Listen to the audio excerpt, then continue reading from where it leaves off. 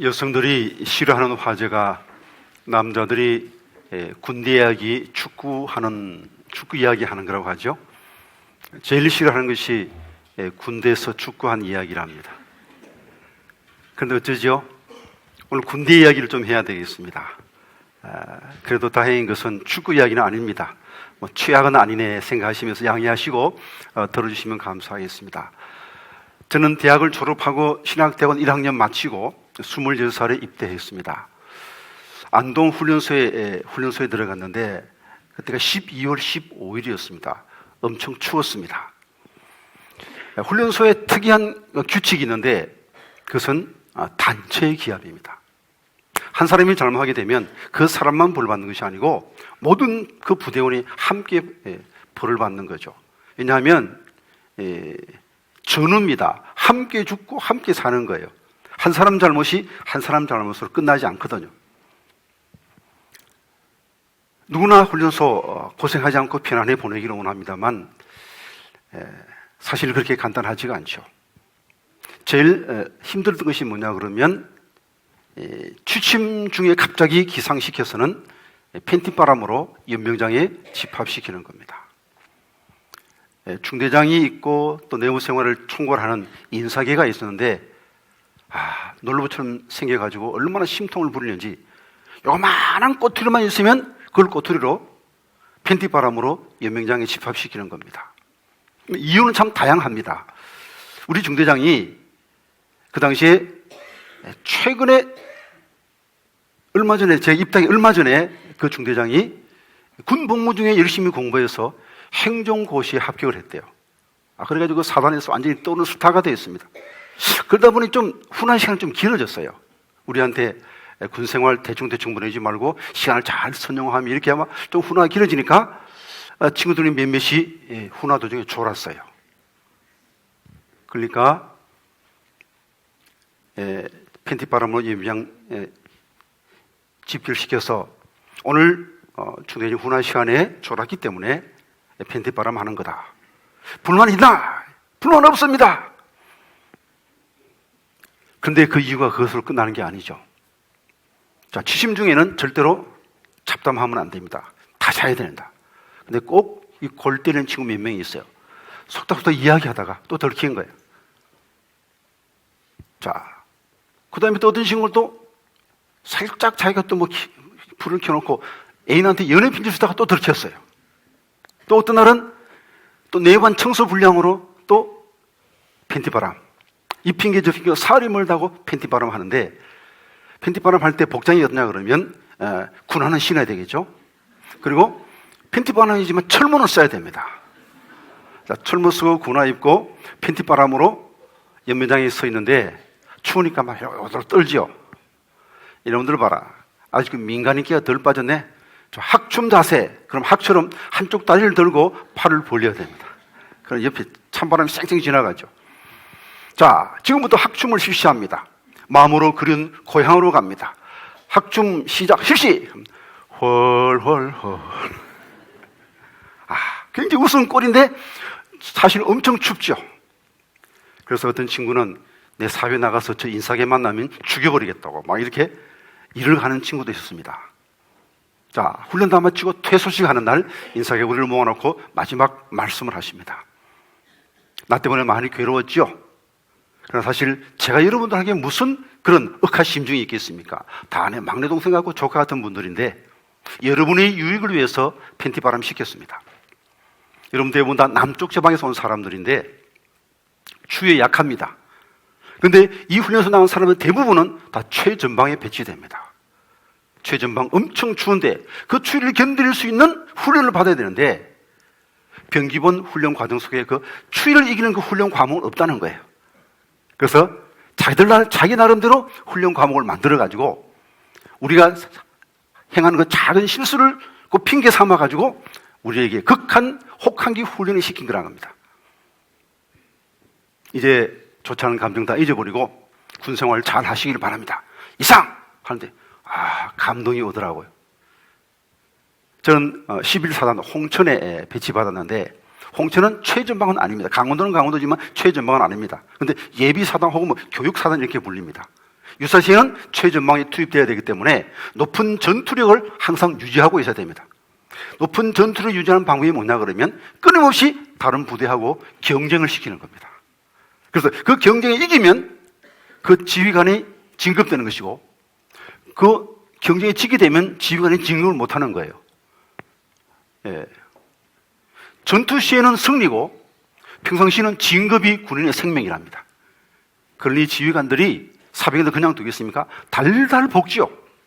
최전방보다 훨씬 더 힘든 것이 예비사단인 것을 제가 그때 알았습니다. 이제 이등병으로 입대하지 얼마 안 됐을 때 팀 스프리트 훈련을 하게 되는데, 방위하는 역할을 맡은 부대가 있고 침투하는 역할을 맡은 부대가 있습니다. 우리 부대는 방위하는 그런 역할입니다. 자, 잘 막으면 우리 지휘관이 진급하는 것이고, 못 맞고 뚫리게 되면 이웃 부대의 지휘관이 진급하는 거예요. 전투 상황과 조금도 다를 바가 없습니다. 뚫리면 큰일 나는 거죠. 그래가지고 한밤중에 2, 3m 간격으로 참호를 파고 거기 전 부대원이 다 총을 들고 꼴딱 밤을 새우는데, 한겨울 얼마나 밤이 길고 얼마나 추운지, 총 끝에 김이 하얗게 쓰리고 그 달빛이 얼마나 추운지 몰라요. 그 순간에 팬티바람으로 연명장에 있었던 그 생각이 났습니다. 팬티바람으로 내가 겨울밤에 견뎠는데 옷 입고 못 견뎌? 그렇게 생각하니까 용기가 생기더라고요. 그래서 무사히 그 힘든 훈련을 잘 마칠 수 있습니다. 그 순간에 그 인사가 참 고맙더라고요. 멀리 내다보고 미리 훈련시켜준 덕분에 무사히 군 생활을 잘 마칠 수가 있었습니다. 하나님은 마치 이렇게 우리를 도와주십니다. 여러분, 고생하며 살고 싶습니까? 그래서 아무도 없죠. 다 쉽고 편하고 이왕이면 건강하게, 이왕이면 부유하게 떵떵거리며 이 세상에 잘 살고, 그리고 천국도 가고 싶습니다. 그런데 누구나 그렇게 완벽하지 못하죠. 많은 죄를 짓고 실수합니다. 때로는 내 잘못 때문에 고통을 겪을 경우도 있지만, 때로는 이웃 사람 때문에 내가 덩달아 고생할 수도 있겠고, 혹은 유전적인 요인 때문에, 또는 또 사회적 요인 때문에 여러 가지 이유로 고통당할 수 있을 때 하나님 그 고통을 잘 선용하셔서 고통을 통해서 우리의 마음을 바로잡아 주시고, 고통을 통해서 우리를 훈련시켜 주시는 겁니다. 고통을 어떤 사람은 고생과 고난으로 이렇게 분류해서 설명을 합니다. 고통의 의미를 알면 고난이고, 의미를 모르면 고생이라는 거죠. 예를 들어서 병원에 입원하게 되어서 수술받게 되었습니다. 수술의 의미를 모르고, 이것도 돈 얼마 생겼네. 돈 깨지고 시간 깨지고 이게 무슨 꼴이람 하고 불평불만하면서 수술 받으면 이건 고생이에요. 그런데 내가 지금 건강관리를 제대로 하지 못했구나, 이 수술을 받고 난 다음에 내가 건강관리를 잘해야 되겠다 이렇게 결심하면서 이번 수술을 통해서 내가 건강하게 될 것이니까 참 감사하다, 그리고 기쁨으로 능동적으로 수술에 임하면 이건 고난인 것이죠. 자, 여러분에게 다가오는 그 고통은 고생입니까? 고난입니까? 의미를 알면 고난이고, 의미를 알면 내게 유익하고, 의미를 모르면 그 힘든 고생에 불과합니다. 오늘 본문은 우리에게 고통에 대해서 말씀하고 있습니다만, 고통의 이유에 대해서 말하지 않습니다. 고통의 목적에 대해서 말하고 있는 겁니다. 사람들은 왜 이 고통을 당했을까? 고통의 이유에 관심이 많아요. 한 번 예수님께서 제자들과 함께 어떤 마을로 들어가는데, 마을 입구에 나면서부터 소경된 사람이 있습니다. 그때 제자들이 예수님께 물었죠. 선생님, 이 사람이 나면서부터 소경인데 이 사람이 소경된 것이 자기 죄 때문입니까? 부모님 죄 때문입니까? 나면서부터 소경이니까 애매하죠. 그때 예수님이 이같이 말씀하셨습니다. 요한복음에 있는 말씀 같이 읽어봅니다. 예수께서 대답하시되 이 사람이나 그 부모의 죄로 인한 것이 아니라 그에서 하나님이 하신 일을 나타내고자 하심이라. 예수님은 이유에 대해서 말씀하지 않습니다. 예수님은 이 소경된 이 사람의 목적, 이 소경됨의 목적에 대해서 말씀하고 있는 겁니다. 이제 우리도 고난의 목적에 대해서 살펴보십시다. 오늘 본문 속에 오이다멘이라는 단어가 2개 나옵니다. 이 오이다멘이라는 것은 안다는 뜻이에요. 그런데 그냥 아는 것이 아니고 너무나도 자명해서 이론이 필요 없는, 반박할 필요가 없는, 누가 더 금방 수긍할 수밖에 없는 분명한 사실을 말할 때 이것을 오이다멘이라 하는 거예요. 오이다멘이라는 단어가 들어간 구절 2군데 있습니다. 22절, 28절 말씀 한번 같이 읽어봅니다. 피조물이 다 이제까지 함께 탄식하며 함께 고통을 겪고 있는 것을 우리가 아느니라. 우리가 알거니와 하나님을 사랑하는 자 곧 그의 뜻대로 부르심을 입은 자들에게는 모든 것이 합력하여 선을 이루느니라. 이 세상에 고통이 있다. 모든 피조물들이 고통당한다. 다 안다는 거예요. 왜입니까? 세상은 타락한 세상입니다. 하나님이 완벽하게 이 세상을 만드셨습니다만 인간이 타락함으로 말만 이 세상에 고통이 온 겁니다. 그러면 고통당하지 않는 사람은 아무도 없습니다. 이 세상은 천국이 아니거든요. 타락한 세상 속에 살면서 고통당하지 않는 것을 기대합니까? 예, 잘못된 기대입니다. 이 세상 고통 있을 수밖에 없습니다. 당연합니다. 그러나 하나님은 사랑이시기 때문에 우리 고통 속에 내버려 두지 않으시고 그 고통까지 합력하여 선을 이루어 가십니다. 우리 하나님은 전능하시기 때문에, 우리를 사랑하시기 때문에 그 고통이 어떤 것이지, 그 고통의 이유가 무엇이든 상관없이 모든 고통이 합력하여 선을 이룰 수 있도록 역사해 주시는 것입니다. 찰스 콜슨이라는 미국 변호사가 있었습니다. 명문대 나와서 아주 유능한 변호사로 이름을 날렸습니다. 그래서 닉슨 선거 캠프에 들어가게 됩니다. 그래서 탁월한 솜씨를 발휘해서 닉슨을 대통령에 당선시켰습니다. 그리고 수단 방법을 가리지 않는 그 모든 수단을 총동원 해가지고 재선에 성공시킵니다. 그래서 백악관에서 대통령과 독대한 대통령의 참모가 되죠. 그러나 워터게이트 사건으로 몰락하게 되죠. 닉슨은 대통령 자리에서 물러나고 그는 감옥에 갑니다. 그러나 감옥 속에서 그는 하나님을 만납니다. 고난의 순간에 그는 영원한 세계를 바라보게 됩니다. 지금까지 자신의 삶이 틀린 것을 깨닫고 궤도 수종을 합니다. 자신의 죄 때문에 감옥에 갔습니다. 그러나 그는 2번째 또 감옥 가는데 이번에는 죄 때문이 아니고 사명 때문에 교도소가 단순히 인간 쓰레기들이 모이는 곳이 아니고 사람이 새 삶을 시작하는 좋은 장소가 된다 깨닫고 교도소에 있는 사람들을 선교하기 위해서 감옥에 갑니다. 그리고 교도소 선교회를 만듭니다. 그리고 많은 사람에게 희망을 주는, 지금은 하나님의 참모로 쓰임받는 삶을 살고 있습니다. 하나님이 동일하게 우리 삶 속에 역사하십니다. 고난의 이유가 무엇이든 간에, 혹 그 고난이 나의 잘못 때문에 있는 것이라 할지라도 하나님은 그것까지 합력하여 선을 이루어 나가시는 것입니다. 그럼 고난할 때 우리가 어떻게 그 고난에 대처해야 될까요? 첫 번째로 고난할 때 멀리 바라봐야 됩니다. 그리고 궤도 수정을 하는 기회로 삼아야 합니다. 본문 24절, 25절 말씀 같이 읽어봅니다.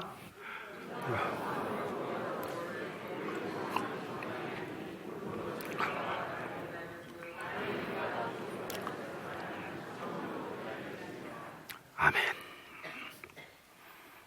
사람은 보는 것을 의지하기 쉽습니다.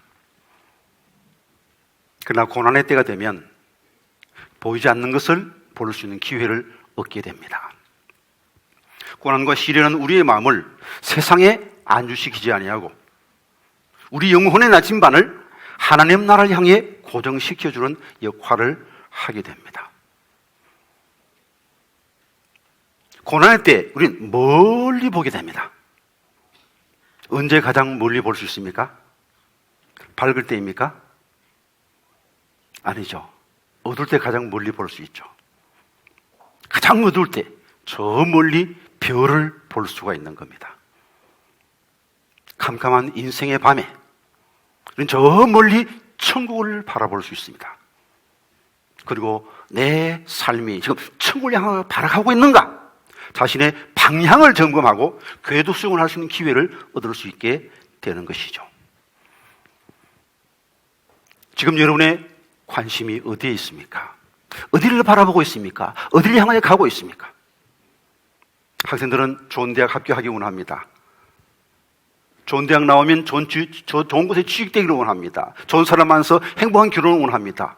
좋은 집 사기를 원하고 좋은 차 사기를 원합니다. 근데 욕심은 끝이 없어요. 가지도 만족이 없습니다. 그리고 그 마지막은 무엇입니까? 마지막을 바라보아야 됩니다. 여러분의 궁극적 관심이 보이는 것에 있다 그러면 속도와 관계없이 방향이 틀린 겁니다. 여러분의 고난이 여러분이 멀리 볼 수 있는 기회가 되고 인생의 나침반을 천국에 고정시킬 수 있는 복된 기회가 될 수 있기를 바랍니다. 또한 고난을 통하여 고난의 때 우리는 예수님을 닮기를 힘써야 됩니다. 29절 30절 말씀을 같이 읽어봅니다.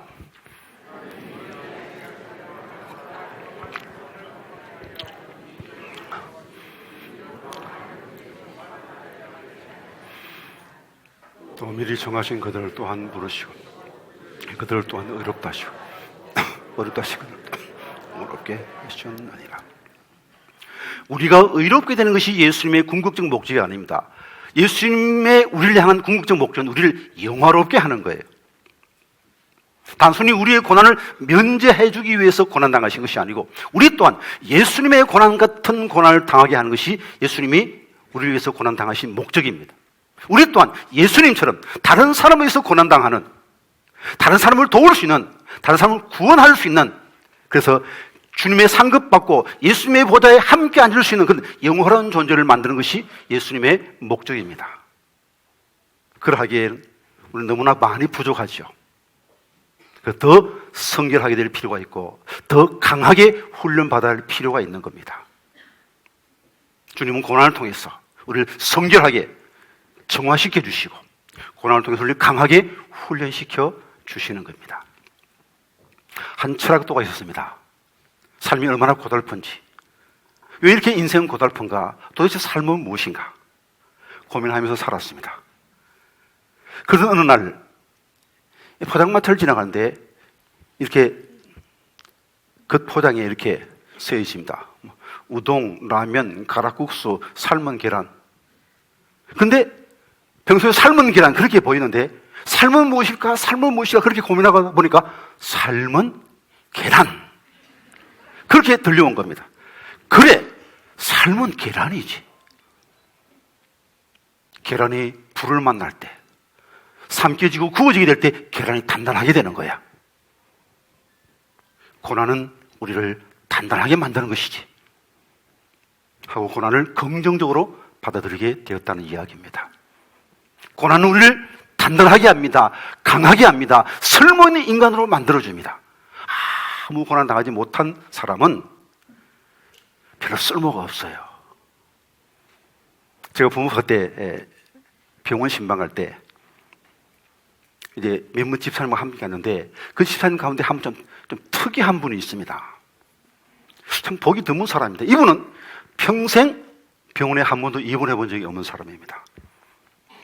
입맛이 없다는 것이 무엇인지 한 번도 체험해 보지 못한 사람이에요. 잠이 안 온다는 것을 한 번도 체험해 보지 못한 사람이에요. 좀 그런 사람 좀 드물지 않습니까? 근데 신방 가서 환자가 하소연합니다. 목사님, 너무 밥맛이 없어요. 꼭 밥을 먹으면 모래 씹는 것 같아요. 그리고 이 지사님 옆에서 또 혼자 소리인지 덜 하는 건지 혼잣말인지 애매한 볼륨으로 말하는 거예요. 아닌데 밥맛이 꿀맛인데 그런 거예요. 목사님, 밤에 잠이 안 와서 너무너무 괴로워요. 불면증 얼마나 괴롭습니까? 그럼 이 집사님 옆에서 아닌데 누워서 눈 감고 있으면 잠 오는데 그냥 한 방 치유받고 싶었어요. 그 다음부터 그 집사님 제가 병원 신방할 때 안 부릅니다. 별로 도움이 안 돼요. 근데 제가 꼭 찾는 분이 있습니다. 그 권사님은 정말 병원 신방하면 너무너무 도움이 되는 분인데 이 권사님은 심장이 안 좋아가지고 심장 판막증 수술을 받은 적이 있습니다. 근데 수술 도중에 사망합니다. 그 영안실에 갔는데 영안실 가게 되면 이제 냉동고 있지 않습니까? 냉동고에 넣어야 되는데 냉동고 꽉 찼어요. 그래가지고 안에 안 들어가고 그 입구에 그냥 거기 놓았는데 그 밤에 도로 살아난 거예요. 아, 이거 냉동고 비었다면 그냥 그대로 천당 갈 뻔했는데 이분이 다시 살아나고 왜 하나님께 나를 살려주셨을까? 그래, 환자를 위로하고 환자를 도와라는 거다.